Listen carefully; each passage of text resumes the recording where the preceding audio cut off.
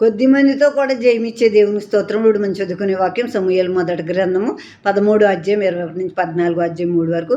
అయితే నక్కులకును పారలకును 3 ముండ్ల గల కుంకులకును గొడ్డండ్రకును మునుకోల కర్రలు సరిచేటుకును ఆగురాళ్ళు మాత్రమే వారి యొద్ద ఉండెను. కాబట్టి యుద్ధ దినమందు సౌలు నొద్దను యోనాతాను నొద్దను ఉన్న జనులో ఒకని చేతిలో కత్తియే గాని ఈటయే గాని లేకపోయాను.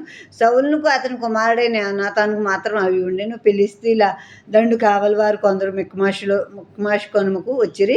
ఆ దినము సౌలు కుమారుడైన యోనాతాను తన తండ్రితో ఏమీ చెప్పక తన ఆయుధములు మోయి పడుచువారిని పిలిచి అవతలనున్న ఫిలిస్తీన్ల దండు కావలి వారిని అతం చేయపోదం రమ్మనేను. సౌలు గిబియా అవతల మిగ్రోన్లో దానిమ్మ చెట్టు కింద దిగి ఉండెను. అతని యొద్దనున్న జనులు దాదాపు 600 మంది. షిలోహులో యెహోవాకు యాజకుడగు ఏలి యొక్క కుమారుడైన ఫినెహాసుకు పుట్టిన ఏకాబోదు యొక్క సహోదరుడైన అహీటూబునకు జననమైన అహియా ఏఫోదు ధరించుకుని అక్కడ ఉండెను. ఇక్కడ వీళ్ళ దగ్గర యుద్ధాయుధాలు ఏమీ లేవు. వాళ్ళ ఇంట్లో తోట పనులు చేసుకుంటారు కదా, చెట్లు నరకటాక గొడ్డళ్ళు, కత్తులు, పోట కత్తులు, పారలు అలాంటివి మాత్రం ఉన్నాయి ఇశ్రాయేల్ దగ్గర. అవి పొదును పెట్టుకోవటానికి ఆకురాళ్ళు లాంటివి ఉన్నాయి వాళ్ళ దగ్గర.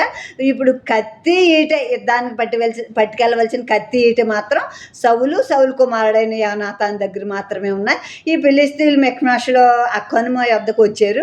వచ్చినప్పుడు సౌలు కుమారుడైన యోనాతాను తన తండ్రితో ఏమీ చెప్పక తన ఆయుధములు మోసేవాడిని పిలిచి మనం ఫిలిస్తీన్లను హతం చేద్దాంరా అని చెప్పి అతను పిలుచుకుని వెళ్తాడు.